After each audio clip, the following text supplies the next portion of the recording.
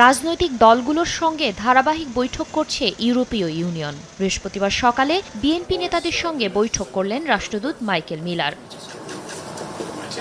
রাজধানীর গুলশানে বিএনপি চেয়ারপারসনের কার্যালয়ে প্রায় ঘণ্টা ব্যাপী চলা বৈঠকে দলের মহাসচিব মির্জা ফখরুল ইসলাম আলমগীরের নেতৃত্বে স্থায়ী কমিটির সদস্য ও আন্তর্জাতিক বিষয়ক কমিটির সদস্য আমির খসরু মাহমুদ চৌধুরী এবং শামা ওবায়েদ অংশ নেন।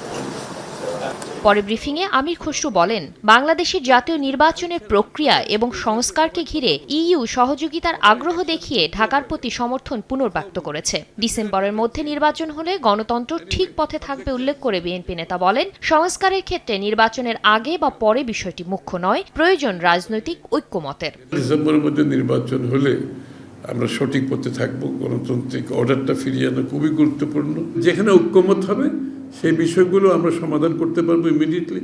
আর যেখানে ঐক্যমত হবে না, ভোটের পরিপ্রেক্ষিতে যে সংসদ হবে, জনগণ যে ম্যান্ডেট দেবে, সেই সংসদ সেই সংস্কারগুলো বাস্তবায়ন করবে। ইলেকট্রাল প্রসেস থেকে শুরু করে প্রতিষ্ঠানগুলো যেগুলো ভেঙে পড়েছে, এগুলোর সংস্কারের বিষয়ে, এগুলো পরিবর্তন, এগুলোর সঠিক জায়গায় ফিরিয়ে আনার জন্য তাদের সমর্থন, ক্যাপাসিটি বিল্ডিংয়ের জন্য তারা এগিয়ে আসতে রাজি আছে।